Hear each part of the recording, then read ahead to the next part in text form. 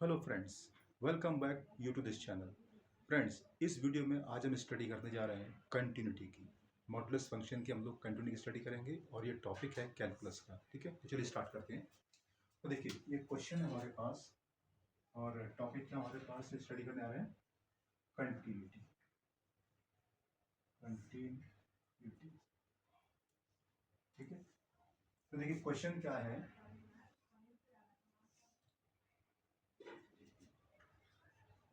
Find the continuity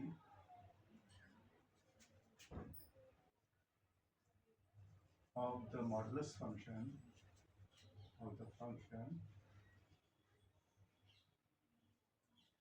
fx is equal to modulus of x at x is equal to 0।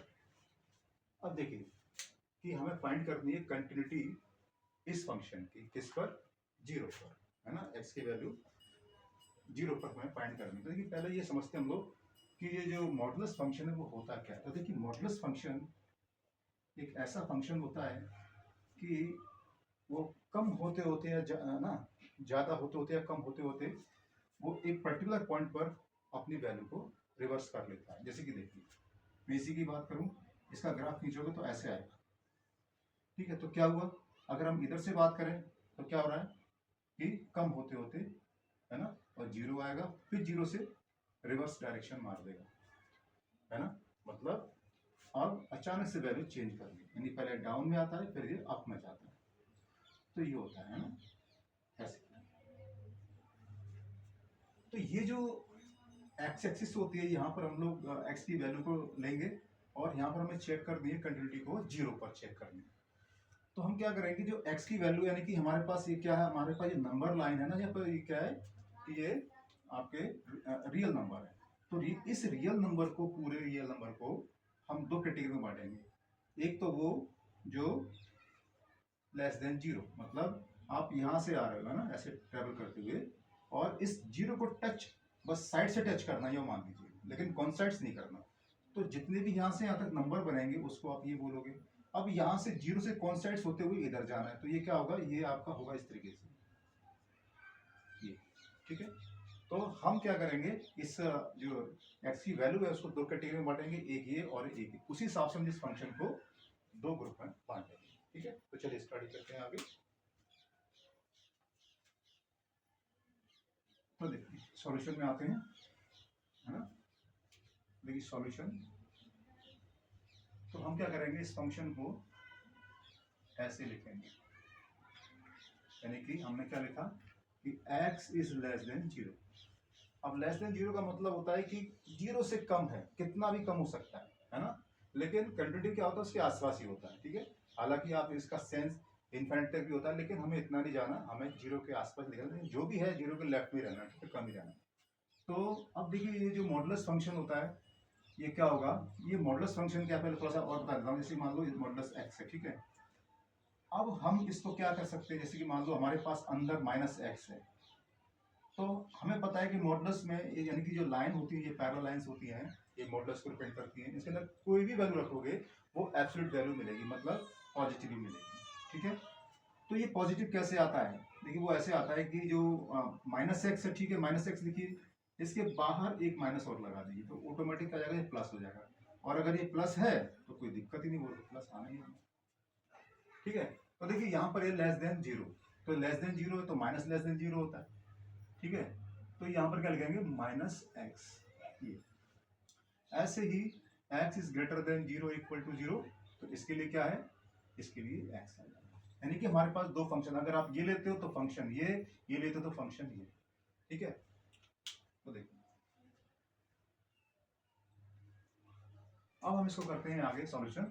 तो देखिए सबसे पहले हम क्या करते हैं, जैसे कि हम लोग अगर माइनस ले रहे हैं ना, मतलब 0 से कम ले रहे हैं, तो लेफ्ट हैंड लिमिट है, तो हम लेंगे इसकी दो लिमिट बनेगी। ठीक है, कंटिन्यूटी चेक करने के लिए तीन वैल्यू को हमें वेरीफाई करना पड़ता है। एक तो LHL यानी कि left hand limit is equal to RHL left hand, वो right hand limit is equal to value of the function. यानी कि जैसे कि आप लोग निकालते आए हो, बस जो भी x की वैल्यू है उसको पुट करना है फंक्शन में, तो जो वैल्यू आएगी वो इसकी वैल्यू ऑफ द फंक्शन करें, तो वैल्यू ऑफ द फंक्शन। तो ये तीनों चीजें बराबर होनी चाहिए। अगर ये तीनों चीजें बराबर हैं तो वो कंटिन्यूस होगा, अदरवाइज वो फंक्शन कंटिन्यूस नहीं होगा। तो अब हम लेते हैं LHL, ठीक है, LHL। तो LHL में क्या है, देखिए ये फंक्शन क्या लोगे आप, ये लोगे, है ना। अब हमें लगानी इसके अंदर लिमिट। तो देखिए ये -x है ना, लिमिट x टेंड्स टू 0 0 पर एक अपर साइड में है ना, इसमें क्या लगाना है आपको, माइनस लगाना है। इसका मतलब नहीं कि 0 माइनस नहीं, इसका मतलब खाली सिंबॉलिकली ये है। मैं ये इधर बता देता हूँ रफ में कि जैसे कि हम लोगों ने बताया ना अभी कि ये जो ये नंबर लाइन है यहाँ पर ये 0 को रिप्रेजेंट कर रहा है, तो इधर से जितनी वैल्यू है आसपास की वो सब इसका यही मतलब होता है, यानी कि 0 से कम। जैसे कि माइनस में एग्जाम्पल को बताता हूँ, जैसे -0.01 -0.02 इस तरीके से, है ना। तो इसका मतलब ये होता है, मतलब इससे भी छोटा होगा कहने को, तो ये समझाएंगे, ठीक है। और ऐसे अगर हम ऐसे 0+ भी लेंगे, है ना, तो इसका मतलब क्या होगा, 0.01 0.02 इस तरीके से। तो मतलब लेफ्ट साइड की, है ना। तो माइनस का मतलब क्या होता है, ये यानी कि 0 से थोड़ा सा कम। तो ये लिया आपने, है ना। अब इसको क्या लिखना है, इधर limit x tends to 0 value, sorry function, ये आ गया, है ना। अब इसको सॉल्यूशन करना है। तो देखिए इसमें सॉल्यूशन करने के लिए कुछ है नहीं, है ना। अगर जैसे कि सॉल्यूशन करने के लिए होता है तो उसे हम करते हैं, अगर नहीं है तो क्या करें, है ना। तो क्या करना है यहाँ पर, जो देखिए जो x टेंड्स टू 0 नेगेटिव है, इसका मतलब क्या होगा कि आपको थोड़ी देर के लिए ये अज्यूम कर लीजिए कि x is equal to 0 minus. तो 0 माइनस है ना, तो इसका मतलब क्या होता है कि 0 में से आप कोई भी वैल्यू माइनस कर दोगे तो वो माइनस रिप्रेजेंट करेगा। जैसे कि मान लीजिए आपने माइनस पॉइंट ये कर दिया, ठीक है, तो यही आंसर आएगा, मतलब ये आएगा। तो क्या करना है कि अब हम ये कैसे मानते हैं ना, इससे बहुत छोटे नंबर होंगे ना, लिमिट का मतलब ये होता है कि बहुत छोटा नंबर से कम होते होते हमें 0 की तरफ आना है, ठीक है। तो इसको हम क्या लिखेंगे, x is equal to 0 minus h, ये देखो बेटा, है ना। तो अब क्या करना है, इज इक्वल टू यहाँ पर जो माइनस है माइनस लिखिए और x की रख दीजिए 0 माइनस h। अब देखिए अभी ये जो फंक्शन है वो x का है, लेकिन अब ये फंक्शन h का हो गया। अब ये h यहाँ वेरिएबल है ना, अब ये फंक्शन x से h का हो गया। तो यहाँ पर क्या करोगे आप, जब फंक्शन हमारा h का हो गया तो हमें लिमिट भी अब h की लेनी पड़ेगी। तो लिमिट h टेंड्स टू 0। जब यहाँ पर ये फंक्शन h का बन गया तो इधर भी हमारा h का बनना चाहिए।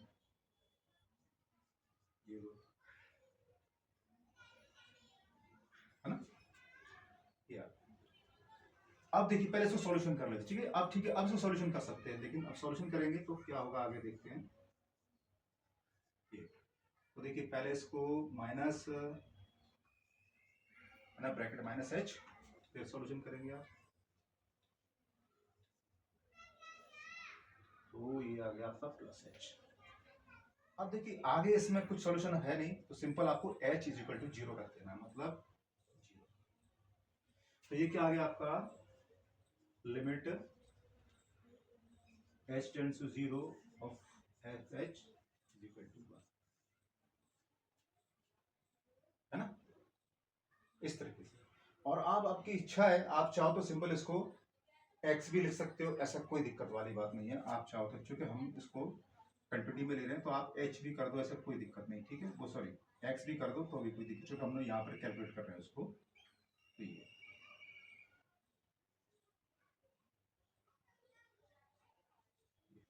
ठीक है, नंबर 1 हो गया।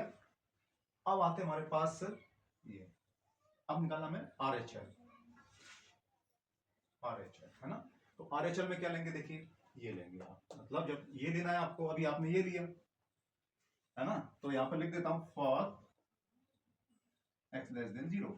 अब आपको लिखना है for x is greater than 0 equal to 0, greater than और इक्वल टू 0। तो आपको ये वाला फंक्शन लेना, मतलब F X is equal to X. अब यहां पर भी यही काम करना है जो उधर किया ना, उधर वही करना है। तो क्या करोगे आप, limit x tends to 0 plus और x, ऐसे यहां पर लिमिट x टेंड्स टू 0। अब देखिए यहां पर कोई सॉल्यूशन के लिए है नहीं, तो सीधा आपको रखना है। तो क्या रखोगे, तो पहले रख देता हूं, x रखना है। देखो 0 है ना, तो प्लस है, तो 0 प्लस h रखोगे। मतलब 0 प्लस h का मतलब क्या हुआ, 0 से कुछ ज्यादा। अब कुछ ज्यादा क्या होता है, h, और 0 माइनस है, तो इसका मतलब क्या होता है कि 0 से कुछ कम, तो उसको लिखोगे 0 माइनस h, जैसे हमने यहाँ लिखा। तो जो भी यहाँ पर दे रहा है उसके साथ में ये किया जाएगा। यहाँ पर हो सकता है कि कभी 4 भी दे दे, कभी 3 भी दे दे, जो भी नंबर दे उसके साथ में ये प्रोसेस करना। मतलब यहाँ पर 4 आया था, अगर यहाँ पर 4 होता तो यहाँ 4 आ जाता। तो अब ये h का फंक्शन बन गया, तो h टेंड्स टू 0। अब इसको पहले सॉल्यूशन कर लीजिए, ये h आ गया। अब यहाँ पर सॉल्यूशन करने कुछ है नहीं, तो क्या करोगे, 0, है ना। तो limit x tends to 0 of function x number 2। अब आते हैं value of the function. Value of the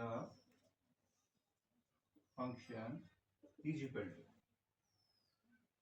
तो हाँ, मैं इसको ऐसे लिख देता हूँ कि F X is equal to, देखिए हमारे पास क्या था, ये वैल्यू इससे निकलेगी जो दिया हुआ है ना। तो यहाँ पे क्या रखना है कि ये 0 दिया है, तो यहाँ पे रखोगे 0, तो यहाँ पर भी 0 रखोगे, तो क्या आएगा 0, यानी कि नंबर 3। तो देखिए तीनों इक्वेशन से देखिए, LHL, RHL और वैल्यू ऑफ द फंक्शन, तीनों की वैल्यू सेम आई है। अगर ऐसी कंडीशन आपको तीनों करने पड़ेंगे, ठीक है, तभी कंटिन्यूटी चेक होगी। तो आप यहां पर लिख देता हूं मैं, फ्रॉम इक्वेशन 1, 2 एंड 3, है ना। तो LHL is equal to RHL is equal to value of the function, जैसे कि 0, ठीक है। Hence function use at x is equal to 0, answer. So friends, उम्मीद करता हूँ आपको ये सॉल्यूशन समझ में आया होगा, टॉपिक समझ में आया होगा। फिर मिलेंगे एक नई वीडियो में, एक नए क्वेश्चन के साथ में, एक नई प्रॉब्लम के साथ में। Till then, good bye.